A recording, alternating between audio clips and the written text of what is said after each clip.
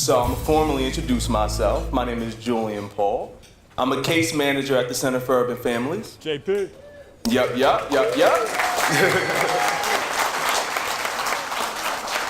So tonight, I'm gonna be your co-master of ceremony, right? And I also represent the future of the Center for Urban Families. Yeah. All right. So Joe's giving me this real ill side eye right now because he's taking a real risk. We're letting me come out here and do this. But while I talk, please enjoy your first course, continue to drink, right? Because we plan to have a really good time tonight, right? We're here tonight to recognize persons who have dedicated themselves towards strengthening urban communities by promoting family stability and economic success to celebrate our 20th anniversary.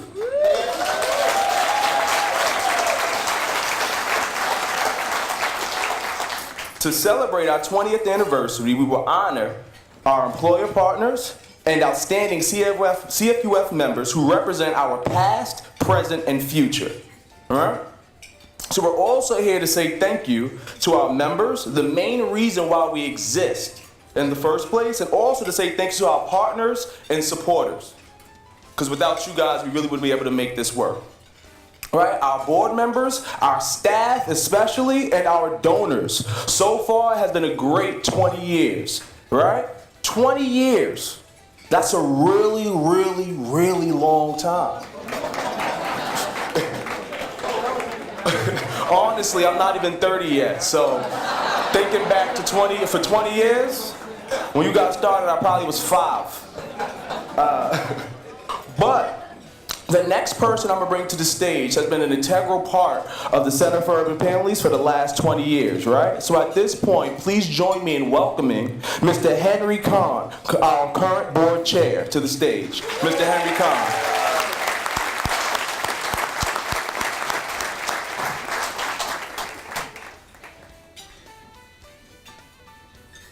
Thank you, Julian.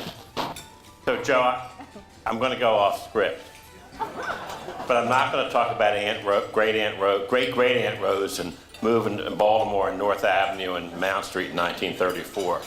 But I did want to echo what Julian said. It's really been a great 20 years. I've only been formally affiliated with CFUF since 2005, although it seems like a lifetime. But I wasn't present at the creation, but I was in the next room, right, Jamie? And I saw Strive in action before I joined the board. Every day that I'm at the center, I get excited thinking about all the good that CFUF is doing, and every engagement I've had with one of our staff or members makes me more convinced of the importance and impact of our work. But I'm even more excited about our future, especially us going all in, where we'll go deeper and longer with our members. You'll hear more about our all-in initiative as we go through the evening. But before we get to the meat of the program, I wanted to express my gratitude to our board members. So I'd appreciate it if all of our current board members would currently stand at your seats and be recognized.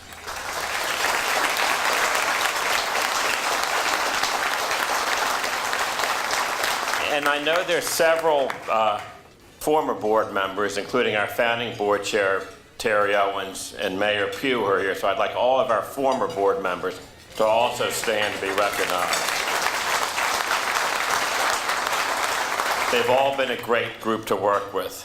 And now please join me in welcoming to the stage our visionary founder and CEO, who's also a man who can see the potential that every member brings to CFUF, even the member who cannot yet see it in himself or herself, Mr. Joe Jones.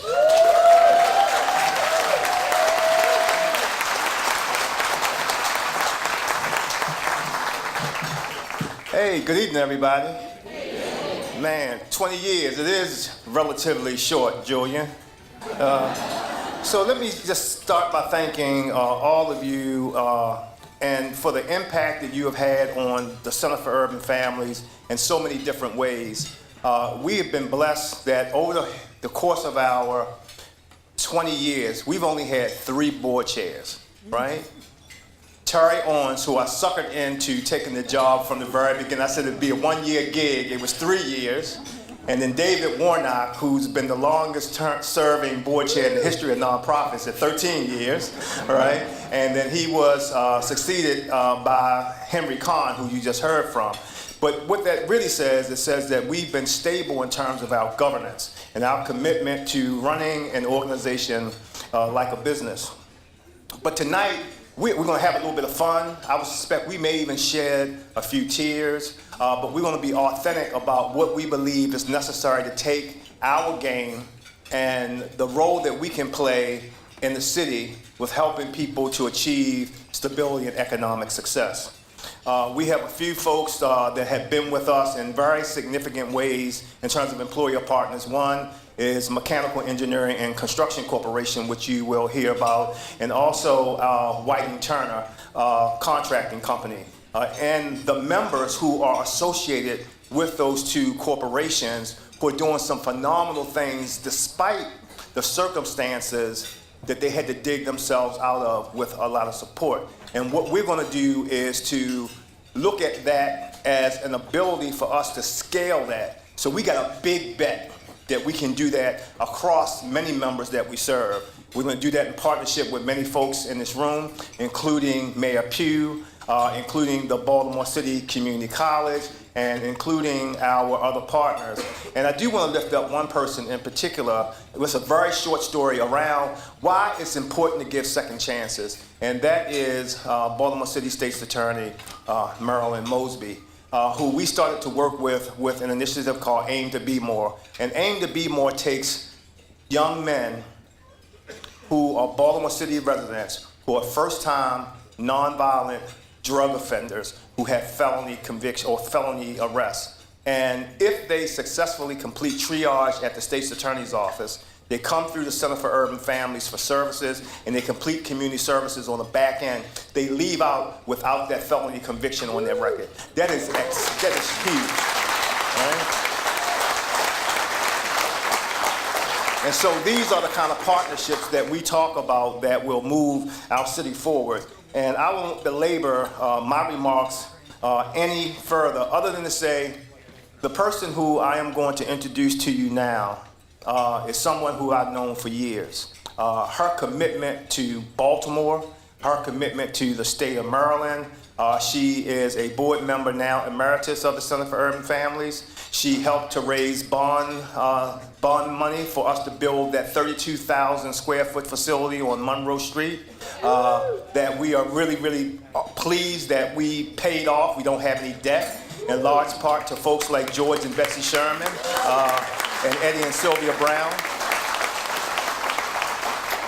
And more recently, even though he wasn't successful in his candidacy for governor, what I'm most appreciative of, Ben, is the time you spent at the center with our members fielding their questions. They asked some tough questions. I was like, man, can he answer these questions? And he did. And so, Ben, I want to thank you for the time that you spent and for the effort that you put in to be governor of the state. And we look forward to good things from you going forward.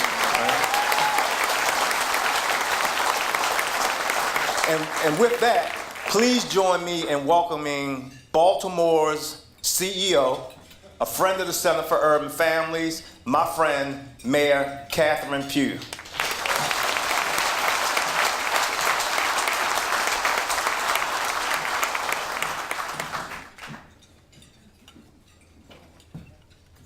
Before I share a few words, it is 20 years, and I know that 20 years is relative, but it does seem like quite some time.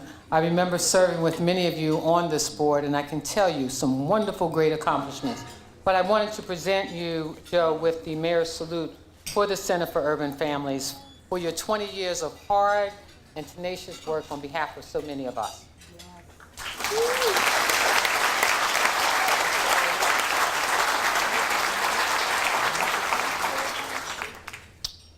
Let me also say... I'm sorry, wife. My wife is right there, and I kissed another woman. I'm sorry. She knows me too well. She's not worried about that. Delegate Nick Mosby is here. Our state's attorney, you've heard mentioned, Marilyn Mosby. Councilman Brandon Scott, who currently serves on this board. I just want to say thank you all for being here. And Joe, you're an amazing founder and CEO. You've done so many for so many, so much for so many. I think about the days of having served on this board, to watch the maturation, to watch the growth, and to watch the outreach and the touching of so many lives of individuals in our city.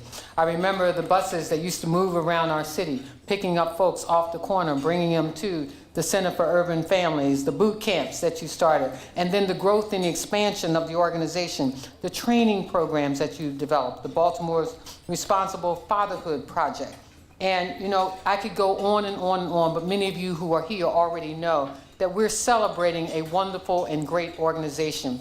While I was sitting beside Betsy, Betsy said, tell us some good news. So Betsy, what I want you to know that we will continue to work with the Center for Urban Families. When I was walking downstairs, I said to Joe, I said, there's something I want you to take hold of for me. And I said, people in the city call the squeegee kids my children, which they're not. But it's a problem that the city's been facing since the 1980s. And many of these are young people in our city, young people who are homeless, young people who don't have high school degrees. And I said to someone, before we put the program together, the thought process that went through it, last year we took 30 young people off of the corner, not because we thought that we could sustain it, but because we wanted to know who they were. And we wanted to find out what it is they were looking for, what did they need. And I can tell you, of the 30 individuals that we took off the corner, 4 of them were homeless, 4 of them didn't have their GED, so we moved them quickly to homes. The 4 who needed their GEDs, we worked with them. But there were 7 young people in that, of those 30 who were entrepreneurs in spirit. And I can tell you that because we popped up car washes. And these 7 folks would show up wherever we popped up a car wash. And they would make $700, you know, for the 4 or 5 hours. And they said, this works. Because what we were doing was replacing the income that they were making on the corners. What we found, and this is what you do when you do this kind of research, is that what young people are looking for are sustainable solutions. You can't pop up a car wash today and not pop it up tomorrow. So one of the things that we decided is that we would raise the $2 million to work on getting 100 young people off of our corners of our streets, but focus on providing them with sustainable solutions. That's one of the projects that we're going to be working with Joe to continue to help us move forward. The other thing, thank you, Joe. The other thing that I wanted to share with you all, I tell folks, 1 person killed in this city is 1 person too many. While we're trending downward, there are too many illegal guns on the streets of our city. But we've got to get to a place where we learn what community engagement and community respect is all about. And so as we move towards selecting our next police commissioner, I can tell you the conversations that need to be had will be had. But more importantly, that we will select someone who understands the importance of our consent decree, because we didn't fall into a consent decree because we were doing everything right. We fell into a consent decree because we were doing so many things wrong. And so that 163-page report, which I spent my first 90 days in office helping to craft a consent decree that folks had worked on for years because they knew, Ms. Eiffel, they knew that this was something that this city needs. So I'm excited about that work as we move forward. But I want to say to you that we've done some great things. If you don't get Architectural Digest this month, please do, because Baltimore is featured in there. And we just created our $57 million investment fund, our neighborhood investment fund. And we are going to be investing in neighborhoods and communities that have been underinvested in for decades. We put together 44 opportunity zones in this city. We were one of the first cities in the nation to do it. And of the 44, 42 have been accepted.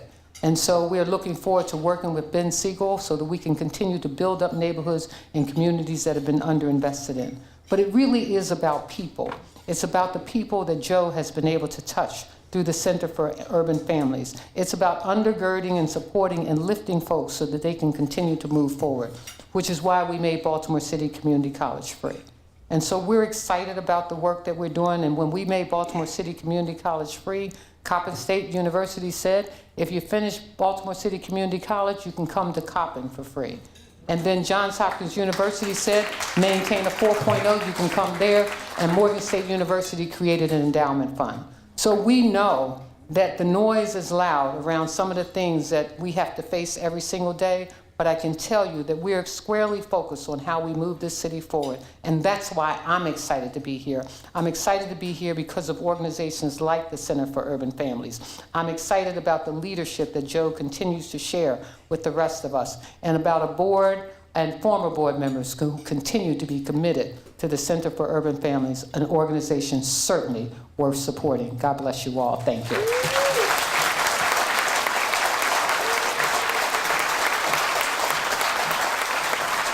Madam Mayor, I also want to recognize you for your commitment to African American males in the city. One of the things that the mayor has done is create an office on African American male engagement that is led by Dr. Andre Bunley. And I know Dr. Bunley is here. And Andre, if you could just stand up for a second. I can't see too well out in the audience, but if there's Doc. Doc. And I also want to, some of you may know this Baltimorean. His name is Broderick Johnson. Broderick served as President Obama's cabinet secretary, and he led the efforts to create, with the president, My Brother's Keeper, and he's now teaching at the University of Michigan. I hate talking to him because all he wants to talk about is Michigan football, but he is a Baltimorean from Park Heights, and he is on the board of the Obama Foundation. Broderick, if you could stand, that'd be great.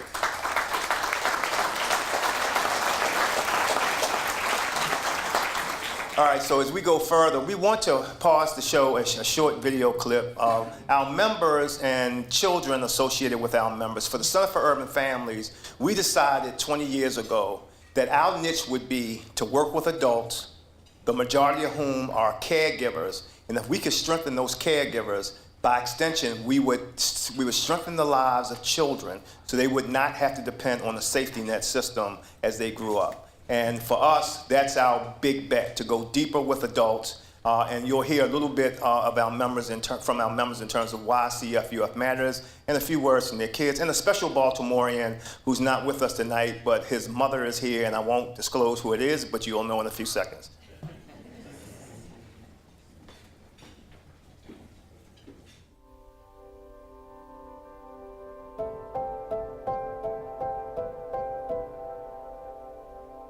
It matters because, like, when I was in my situation, like, I needed somebody to push me and push me hard.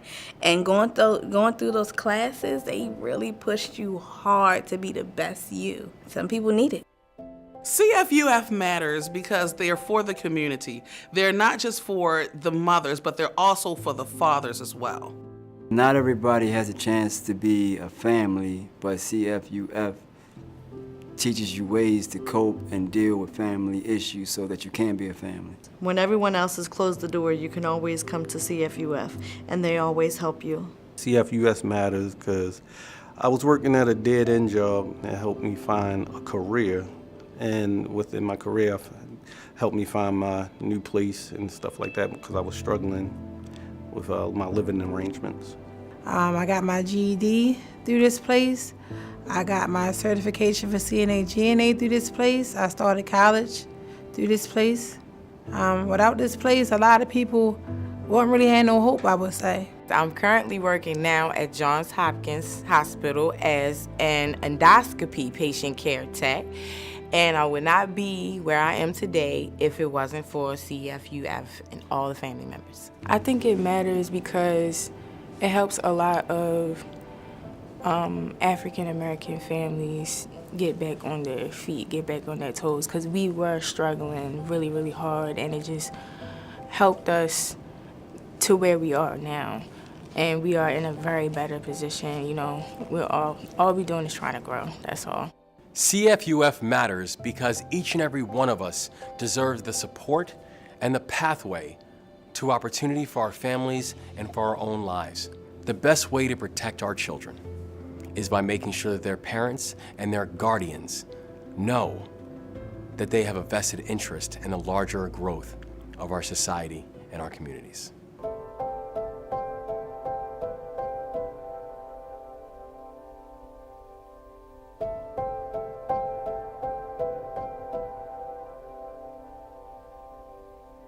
My name is Emily Colick, and I'm 11 years old. I think I want to be a brain surgeon.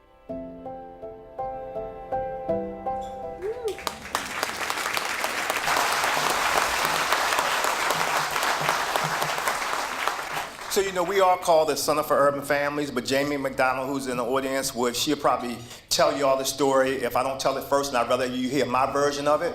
So I had an opportunity when I submitted our application for our 501c3 designation with the IRS, and by chance, I happened to get connected to someone who worked at the IRS who said, we can expedite your application, but you need to put a name on it. So I thought about the work we were doing at the time at the health department. It did make a heck of a lot of sense, but it was called the Center for Fathers, Families, and Workforce Development. That is a hell of a lot to say. And Jamie McDonald, who allowed me, first her husband allowed me to stay at his house with his wife while I worked on the idea around CFUF and developed a business plan in partnership with Jamie. And Jamie harassed me for 7 years to change the name. So we changed the name in 2007. We launched our $8 million capital campaign to build our building to the Center for Urban Families. But the tagline is helping fathers and families work. And that placard is on the front of our building. So anybody, any man who walks down the street who happens to be a dad will know that that facility, although it has the word family in it, it's inclusive of dads. And that's really important for us. I'm also blessed, as you know, we are the Center for Urban Families again, to have my family here. I'm glad that my mom is here, my wife is here, 2 of my children are here, and my mother still lives at the corner of North Avenue in Warwick, across from Coppin State University, where she's lived since 1971, right? And she's a feisty little person, and when we experienced the uprising around the unfortunate death of Freddie Gray while in police custody, I went to check on her, and she said, yeah, I'm waiting for them to come this way. I got it, right? So that's my mom. But we're going to transition now to our first honoree. This is a CFUF member, but this is a legacy member. This is a person who, for those of you who know Kevin Sherrod, Kevin's journey from being buried in a hole to coming above it, to being an accomplished author, an activist, and just a really, really good friend. We want to honor Kevin, but we want him to share a few words with you as we recognize him as CFUF's legacy member. Kevin?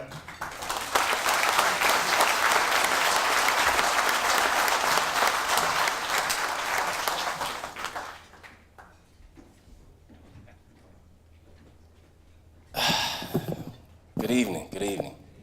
Trying to figure out why I'm so nervous today. Speak all across the country, I come home and I don't know what to say. I told my mother I was getting an award today from Joe and the Center for Urban Families, and she said, what took them so damn long?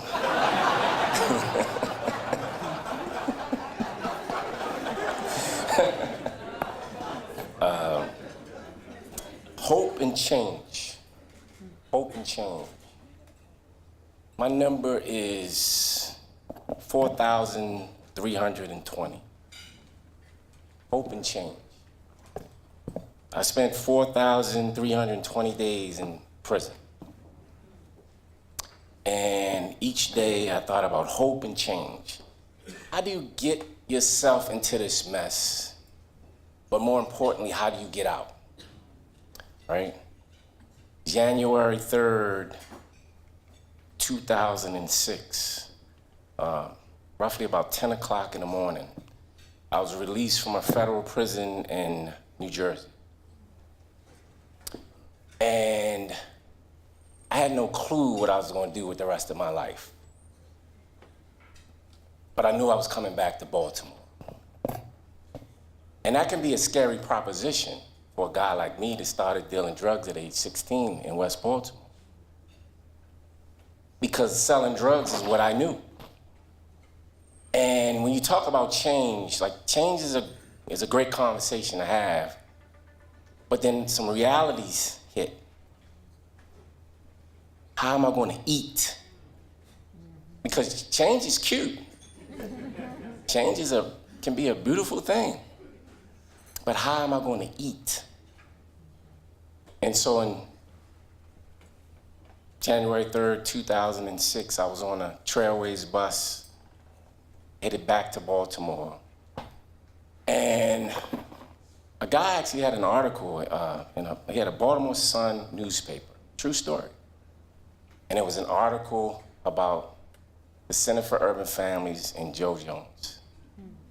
And I snatched that article out of that newspaper. And the article was about an organization that helped people figure out a way to eat, other than dealing drugs in the streets.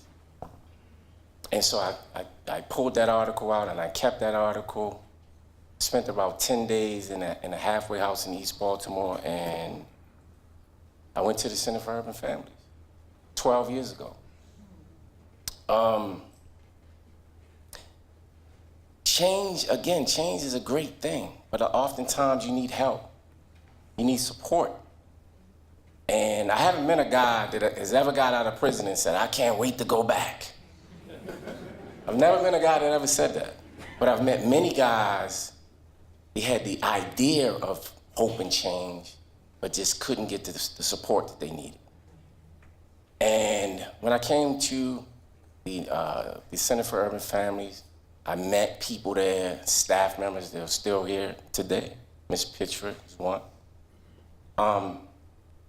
And I still have relationships with those same people 12 years later, right? That network of people that not only want to see you change, want to see you do well, but also want to support you. Years later, I can go back to the center and have conversations with people.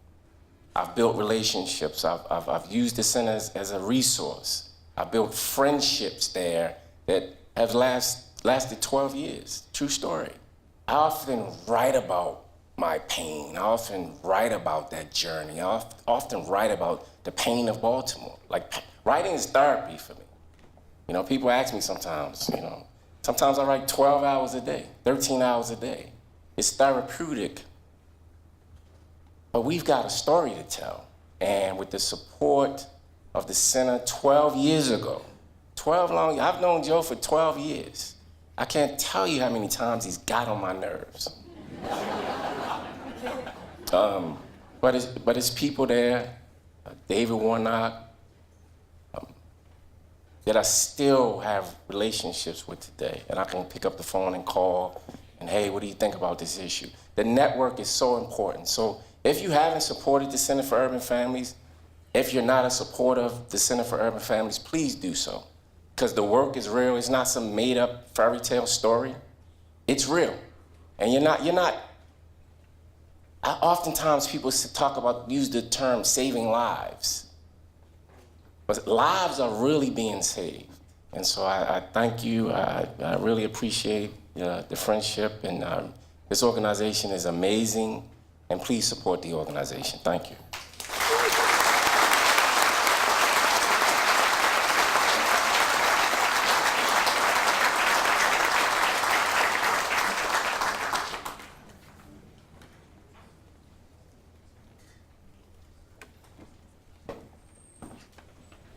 Everybody okay? Yeah. This is real. This is legitimate work. This is the kind of work that's absolutely necessary for us to move our city forward. And I'm so pleased that all of you are here. I wasn't going to mention anything around, making a contribution to the Center for Urban Families. I wasn't going to do that, right? But there are some envelopes on the table. So before we get to dinner service, it's now time for us to pause and lift up and recognize somebody who I've known for, God, Sherilyn, I don't know, how many years have we known each other now? But Sherilyn Eiffel, who many of you know, and if you haven't, I don't know where you've been. Last week there was something called the midterm elections. So Sherilyn was all over the news, and if you don't follow her on Twitter, if you're on Twitter, don't follow, because you're going to get so much stuff coming from Sherilyn Eiffel around the kind of subject matter that we all should be aware of and follow as we think about making informed choices when we vote, when we talk to young people around civic engagement. And we've been so blessed to have Sherilyn partner with us in the past, and she and I have served together on the Open Society Institute board, and I'm glad that Diana Morris is here. I know Diana is here somewhere. But tonight, we want to honor Sherilyn, who is president and director counsel of the NAACP Legal Defense and Education Funds. She's here with her husband. I've known Sherilyn, you know, as I mentioned, for quite some time. She's a fierce advocate for equality and justice. She's a legal scholar, public intellectual, published author, and successful litigator. She is, I mentioned, a wife. She's a mother. She's a grandmother. Danielle Terrain, who used to work at the center, studied under Sherilyn and reveres her. Sherilyn, if you would do us the pleasure of joining me on the stage and taking over this microphone and accept our UVA 2018 National Honoree Award. Oh,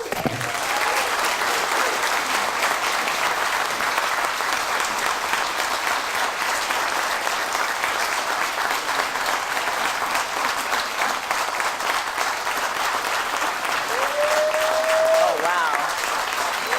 Well, y'all need to stop. Thank you. Thank you. Whew.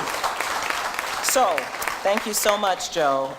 Yeah, it has been has been about 20 years. I used to just call it the Center for Fathers because I couldn't say the whole name when Joe started this extraordinary venture. And he's just one of the people I admire so much. And I want to salute Joe. I want to salute Henry Kahn and the members of the board of this extraordinary and important Baltimore institution.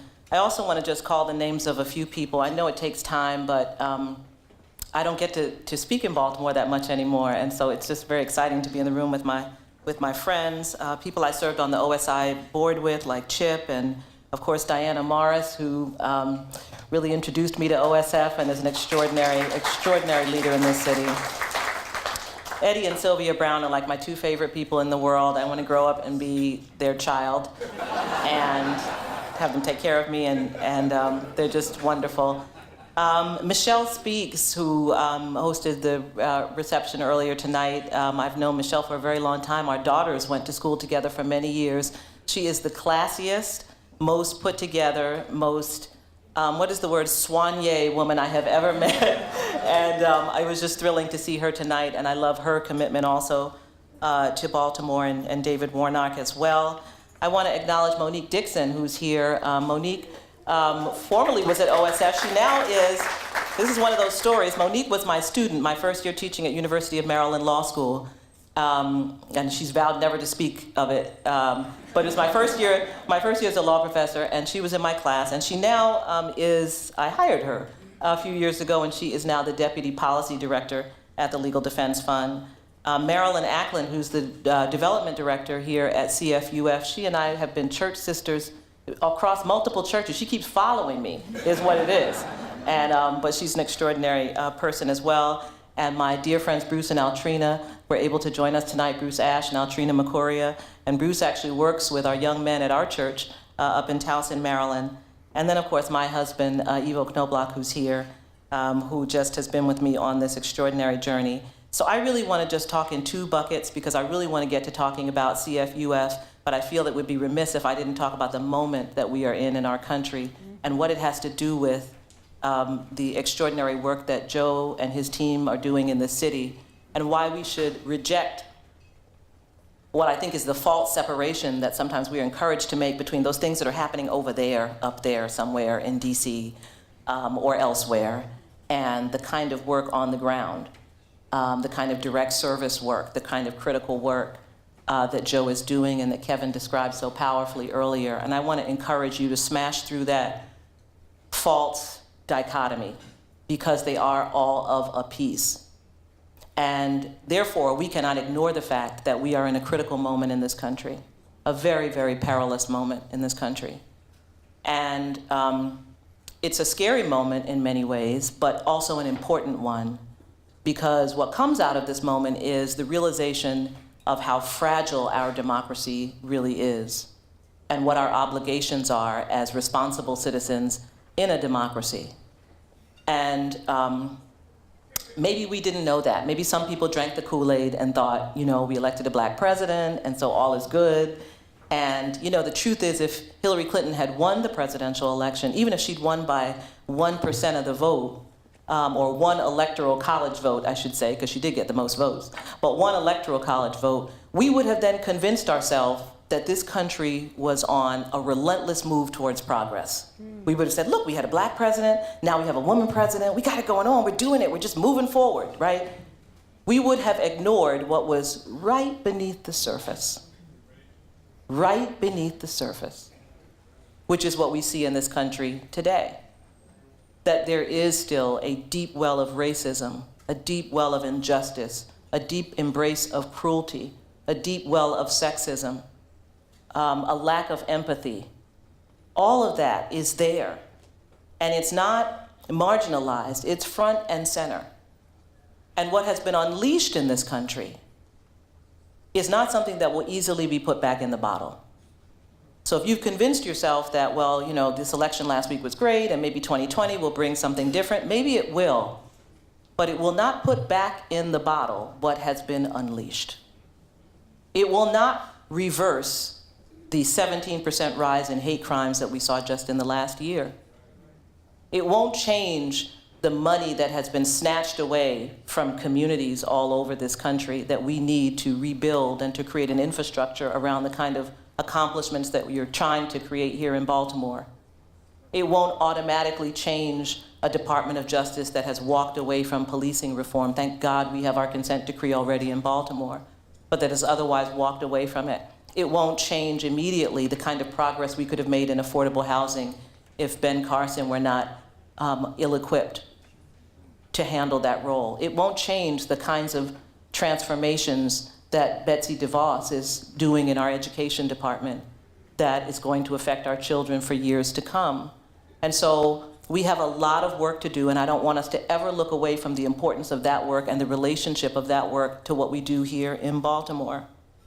And there's a danger that if we see these things as separate, we will think that what is happening over there cannot seismically undermine the critical work that is happening on the ground. And we have to protect that work because that work is the work of saving people's life and holding people's families together. I know this because much of what I do leading a national organization is actually undergirded by my experiences here in Baltimore. My experiences engaged with real people struggling to have good lives and to raise their families and to find good work and to be good people. And so our work around education is very much driven by my understanding of the kinds of educational challenges that we face in a place like Baltimore. I raised 3 kids here. My kids have been in every kind of iteration of schools they could possibly be in Baltimore City, in our quest for quality education. It was the starting of a clinic that I started at the University of Maryland Law School, focused on the reentry of ex-offenders that undergirds the work we do right now at LDF, where we bring successful litigation challenging the misuse of criminal background checks by employers. We settled a huge suit last year with WMATA, the Washington Metro, and with Target for their misuse of criminal background checks that was essentially creating an unemployable class of Americans. Those are people who have ever had a run-in with the criminal justice system.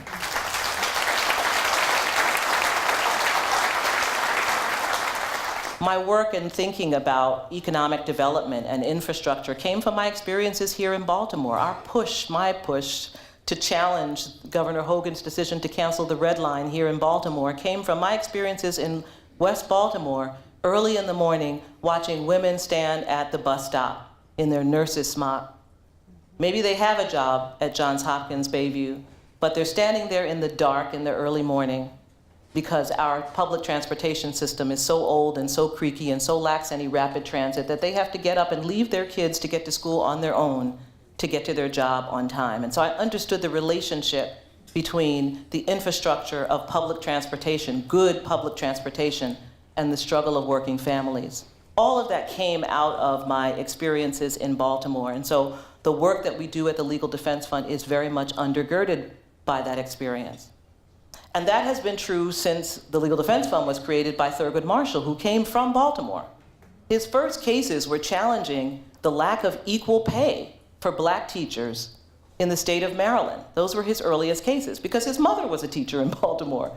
And he understood that black teachers were being paid at a fraction of what white teachers were being paid. And so he too was very much influenced by what was happening on the ground here in Baltimore in the work that he did at the Legal Defense Fund. But let's think about what that work did. That work ended up transforming this country. What Thurgood Marshall, a young man raised in West Baltimore, was able to do with his team of lawyers was to imagine an America that did not yet exist. There was no blueprint. There was no place in the world in which there was a multiracial democracy. He believed the words of the 14th Amendment, and he created and executed a plan begun first in 1935 when he sued the University of Maryland Law School to challenge the exclusion of black students. And from 1935, he worked that with his team to 1954, Brown versus Board of Education, a decision that literally transformed the direction of democracy in this country, transformed the meaning of equality, and made this room that we are sitting in possible. Look around the room. Look how diverse we are. Look how shiny and pretty we are. Look how nice it is to be with so many different kinds of people.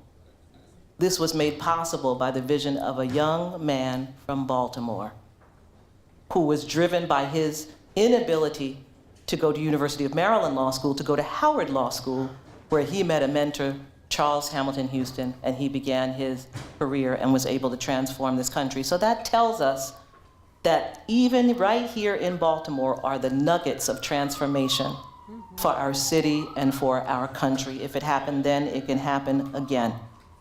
So, 20 years for this extraordinary organization. And I will tell you, Joe, I don't think we've ever had a conversation about this. You know, you mentioned Broderick Johnson and President Obama's initiative and the black male achievement kind of industry that has sprung up, and quite appropriately so. And those of us who have been supportive of it, supportive of work that is specifically identified as work with fathers, who are women and feminists like me, have taken a little bit of heat, you know, from women who said, well, you know, why are you just talking about, you know, fathers, and shouldn't you be talking about mothers? And I talk about mothers and women all the time. But I've been unapologetic in supporting, so I was very happy what you said about the name, that you want to make sure that when men walk past that building, they understand that you also mean fathers. I'm the daughter of a father. I have 9 siblings. There were 10 children. This year's the 50th anniversary of the passing of my mother. And my father, I just actually was looking at his birth certificate for a project my daughter was doing this week, and I'm looking at my father's birth certificate. So his father was a janitor. His mother was a domestic and a seamstress. My father decided he wanted to be an electrician. He worked for a while as an electrician and later became something like a Joe Jones, a social worker in Harlem.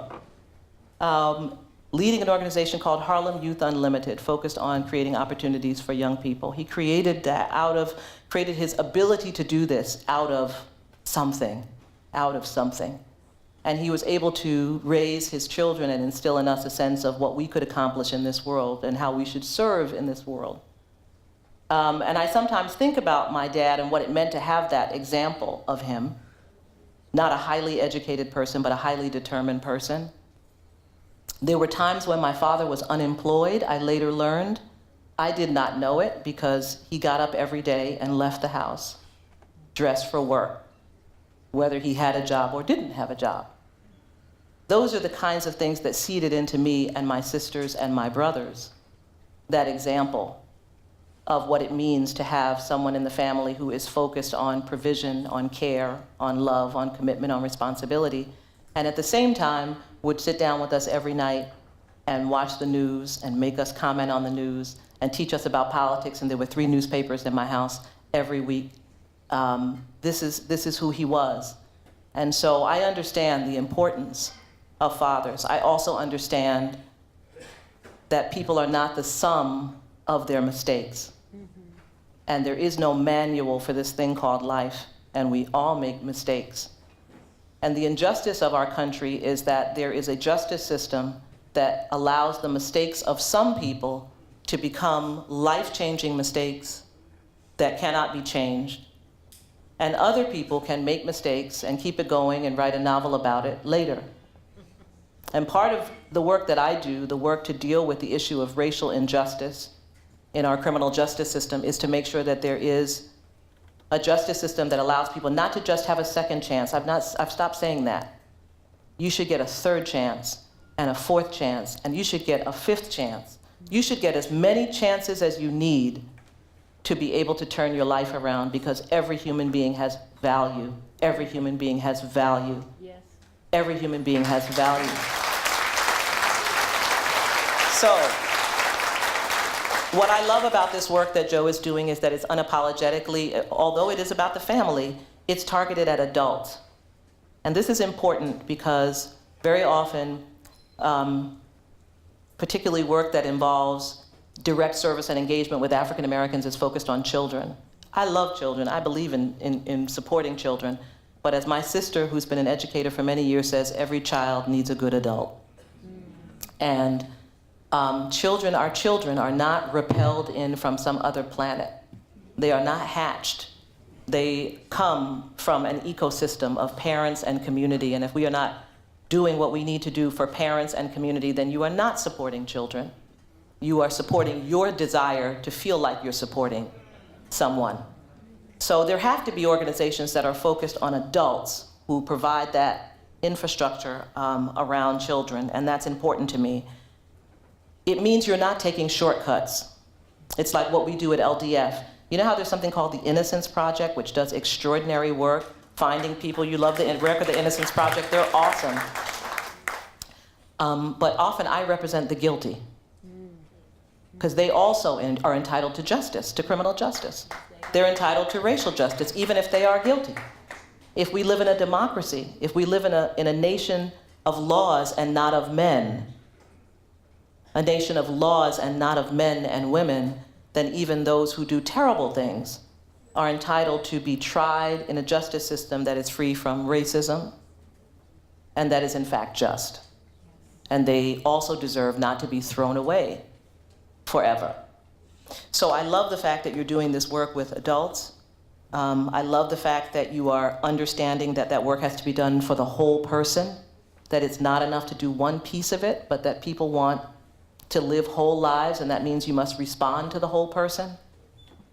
And I really love that at this moment you've decided to kind of scale this up with your all-in program.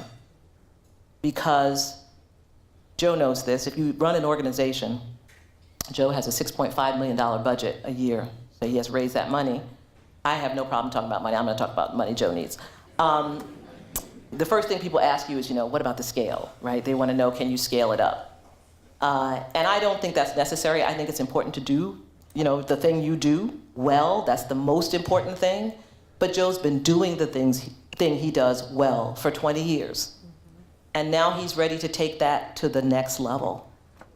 And this is critically important precisely at this moment in this country, because help is not coming from anywhere else at this moment. Whatever we're going to make of this moment, we're going to make right now, here. And I want to encourage you. Somebody said, Betsy said, what's the good news? The good news is that we actually can do it. That in some of the most difficult moments in this country, we have had extraordinary breakthroughs. Some of us are here because people kept pressing their way, even when all the signs around them said it could not be done. And so those of us who are engaged in this national work, we're continuing to push. Look, this is a crazy moment. We have sued 5 cabinet secretaries. This is the first in the history of the NAACP legal defense. We sued Ben Carson twice, sued Betsy DeVos, just sued Wilbur Ross, the Commerce Secretary guy around the census. We sued the president. We sued Kristen Nielsen, the Homeland Security Secretary. I mean, we're in, right? So we're totally in on the national part. But what we have also done, any organization that's got its smarts at this moment, is we have devolved our resources, a portion of our resources, to intensify our local work. That's why we're working so hard on the Baltimore consent decree. That's why we're working in North Charleston. We haven't forgotten Walter Scott running through that park and getting shot in the back. We haven't forgotten that. We continue to work in Ferguson on that consent decree. We continue to work in Detroit on housing issues. We continue to work in Georgia on voting rights issues and Louisiana on voting rights issues. But we're using some of our resources to get intense at the local level. So this is your moment. Those of you who are engaged in deep and important and transformative local work, this is your moment. Because help is not coming from Washington, D.C.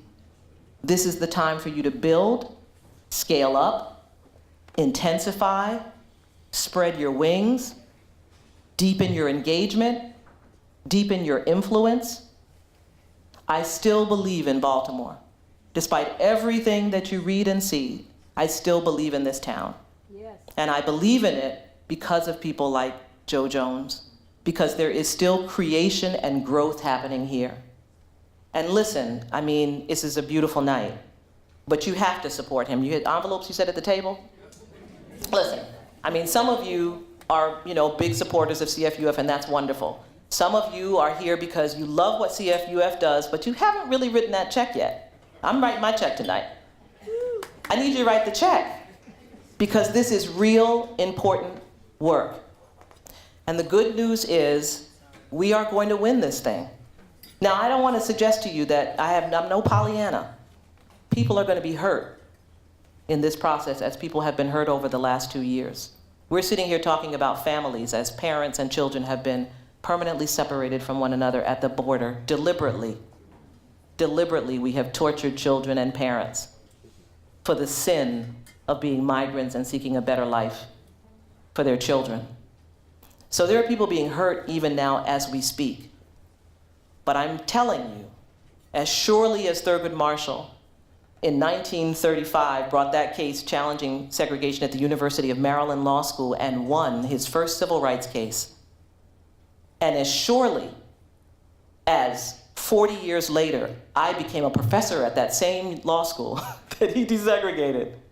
And as surely as I now, the granddaughter of a janitor and a dressmaker, lead the NAACP Legal Defense Fund, and as surely as Joe Jones can tell you his story, and many of you know his story, and you all can be in this room because of his vision and work, is as surely as we will win justice, we will win equality, we will win dignity, we will win love, we will win peace. It will not be easy, it will not be quick, but we will win, and it will only happen if we decide to fight. I'm in the fight. I hope you're in the fight. I hope you'll support Joe in this extraordinary work, and I thank you for the extraordinary honor of receiving this award tonight. Thank you, Joe.